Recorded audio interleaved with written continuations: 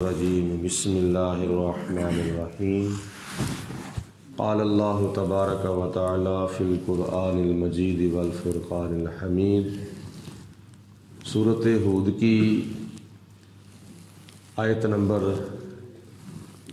53 ہے، جیسا کہ آیت نمبر 52 کے آخر پہ حضرت ہود علیہ السلام نے اپنی قوم کو ارشاد فرمایا تھا کہ جو میں باتیں تمہیں اللہ تعالیٰ کی بتا رہا ہوں، ان باتوں کو سن کر، اس دعوت کو سن کر تم منہ پھیر کر اور مجرم بن کر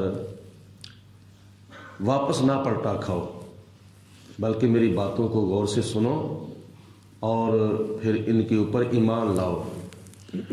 آگے سے انہوں نے جواب دیا، قوم عاد کے لوگوں نے آگے سے جواب دیا، قالو یا ہود، انہوں نے کہا کہ اے ہود علیہ السلام، ما جئتنا ببینۃ، تو ہمارے پاس کوئی دلیل لے کے نہیں آیا، بغیر دلیل کے تو نبی بن کے آ گیا ہے، اگر تو نبی ہے تو کوئی معجزہ دکھا۔ وما نحن بتارکی آلہتنا عن قولک، اور تیرے کہنے پر ہم اپنے خداؤں کو چھوڑ دیں، یہ کیسے ہو سکتا ہے؟ تو ہمیں آ کے نیا سبق دے رہا ہے، ہم بتوں کی پوجا کرتے ہیں، ہمارے باپ دادا بتوں کی پوجا کرتے آ رہے ہیں، تو ہمیں کوئی انوکھی اور نرالی دعوت دینے کے لیے آ گیا ہے؟ تیرے کہنے پر ہم اپنے خداؤں کو نہیں چھوڑ سکتے۔ وما نحن لک بمؤمنین، اور تیرے اوپر ہم ایمان لانے والے نہیں ہیں۔ یہ قوم نے آگے سے جواب دیا۔ اور دوسرا انہوں نے آگے سے جواب یہ دیا، ان نقول الا تراک بعض آلہتنا بسوء، ہم تو یہی کہتے ہیں کہ ہمارے خداؤں میں سے کسی خدا نے تمہارا دماغی توازن خراب کر دیا ہے، تم یہ جو بہکی باتیں کر رہے ہو، اس طرح کی باتیں جو کر رہے ہو، یہ ہمارے خداؤں میں سے کسی خدا کی تمہیں بد دعا لگی ہے، ہمارے کسی بت نے تمہارا ذہنی توازن جو ہے وہ خراب کر دیا ہے۔ ایسے لفظ قوم عاد کے لوگوں نے اپنے وقت کے نبی حضرت ہود علیہ السلام کو آگے سے کہے۔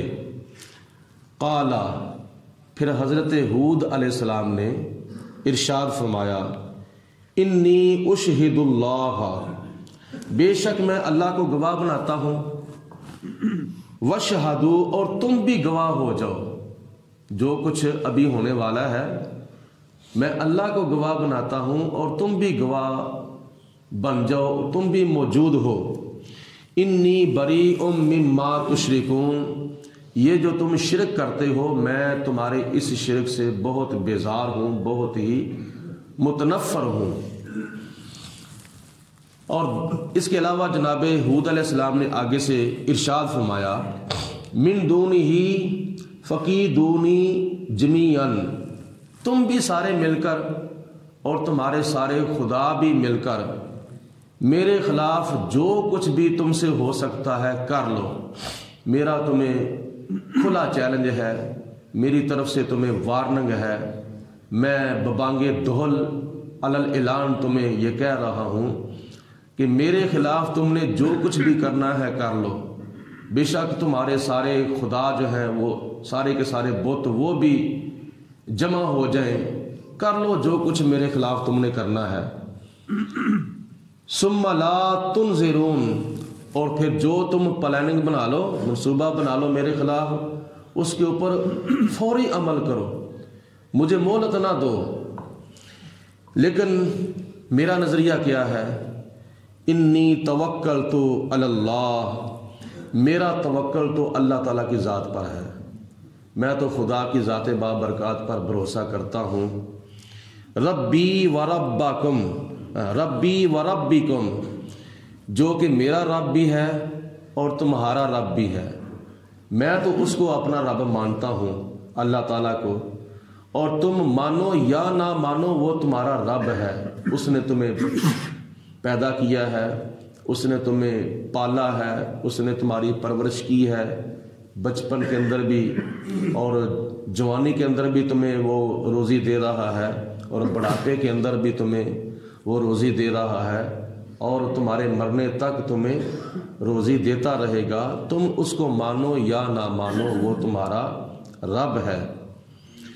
ما من دابۃ الا هو آخذ بناصیتها، زمین کے اوپر کوئی بھی جاندار ایسا نہیں ہے جس کے سر کے بالوں کو اللہ تعالیٰ نے نہیں پکڑا ہوا۔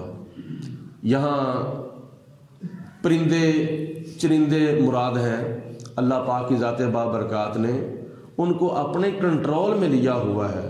تم کہاں بہہ کے جا رہے ہو؟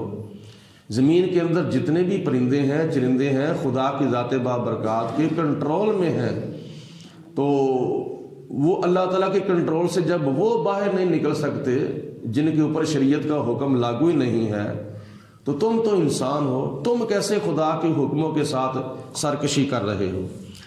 ان ربی علی صراط مستقیم، تو انہوں نے آگے سے کہا کہ اگر تو جس رب کا اعلان کرتا ہے وہ رب کہاں ہے؟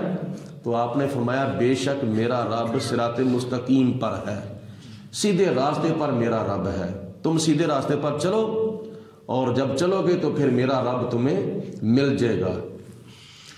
فَإِن تَوَلَّوْا، اگر تم منہ پھیرتے ہو، فَقَدْ أَبْلَغْتُكُمْ، میں نے تو اللہ تعالیٰ کا حکم تم تک پہنچا دیا ہے، میرے ذمے جو کام تھا وہ میں نے پہنچا دیا ہے۔ ما ارسلت بہ الیکم، جو پیغامات لے کر میں اللہ کی طرف سے تمہاری طرف بھیجا گیا تھا وہ اپنے رب کے پیغام میں نے تمہارے تک پہنچا دیے ہیں۔ آگے تم مانو یا نہ مانو یہ تمہاری ذمہ داری ہے، چاہے تم جنت میں چلے جاؤ چاہے تم جہنم میں چلے جاؤ، میرے پاس جو تمہاری امانت تھی وہ میں نے اپنے سر سے اتار کر تمہیں پہنچا دی ہے، اور تم اس کو قبول کرو یا نہ کرو، میری طرف سے تمہاری امانت جو ہے وہ ادا ہو چکی ہے۔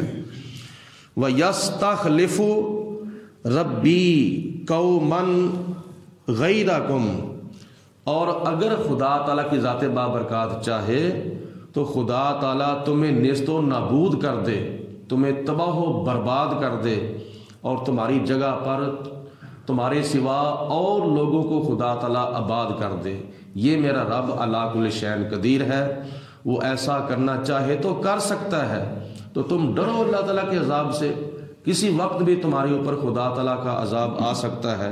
تو جب خدا تعالیٰ تمہاری جگہ پر تمہارے سوا اور لوگوں کو آباد کر دے گا، وَلَا تَضُرُّونَهُ شَيْئًا، تو پھر تم ان کو کوئی نقصان نہیں پہنچا سکتے، تم ان کو کوئی ضرر نہیں پہنچا سکتے۔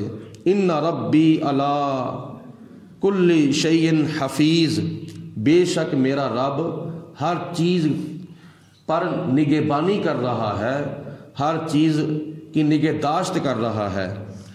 ولما، اور جب جاء امرنا، جب ہمارا حکم آ گیا، حکم سے مراد جب خدا تعالیٰ کا عذاب آ گیا ان کے اوپر، تفاسیر میں آتا ہے کہ حضرت ہود علیہ السلام کی اس سرکش اور ضدی قوم جو کہ قوم عاد تھی، اس کے اوپر ہوا کا عذاب آیا تھا آندھی کی شکل میں۔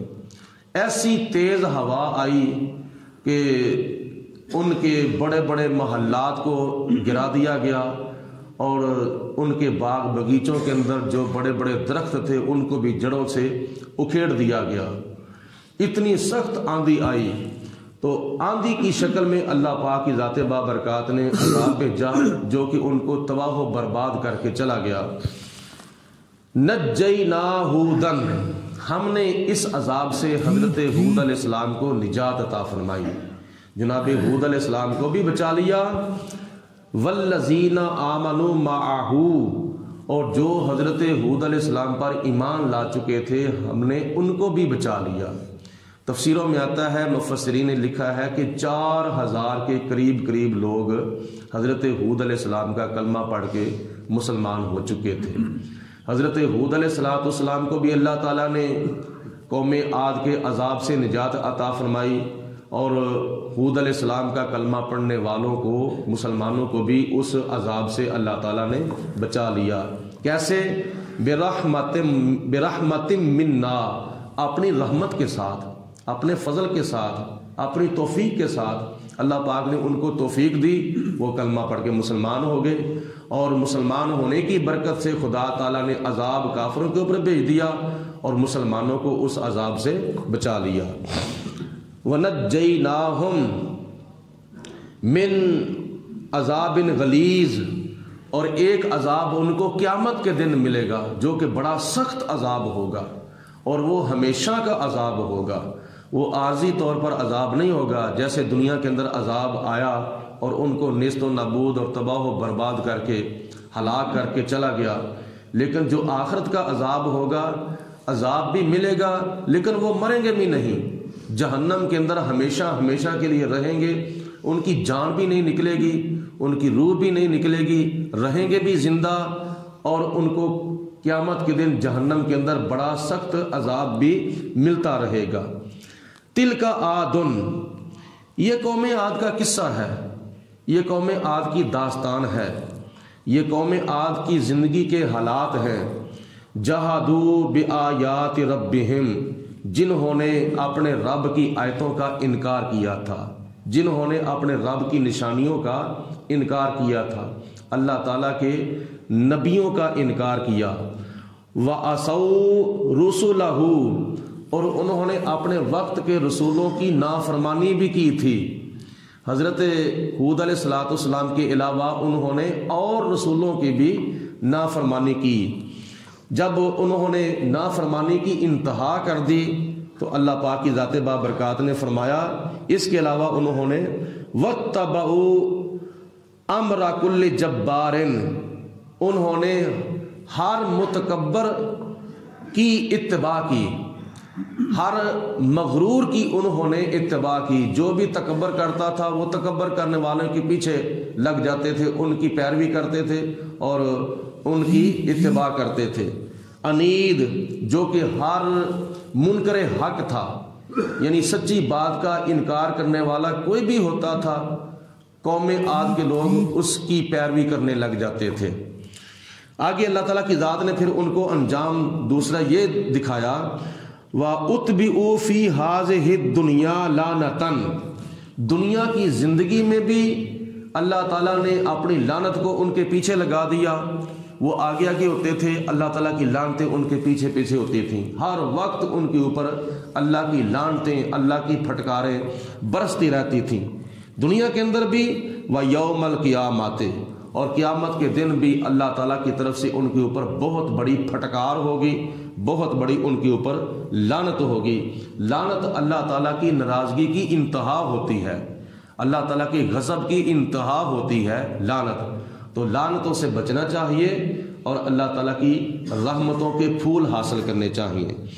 الا ان عادن کفروا بربہم، خبردار سن لو غور سے، قوم عاد کے لوگوں نے اپنے رب کا انکار کر دیا تھا، اپنے رب کی ربوبیت کا انکار کر دیا، الہ کی الوہیت کا انکار کر دیا، اور خدا تعالیٰ کی وحدانیت کا انکار کر کے وہ بتوں کے پیچھے لگ گئے۔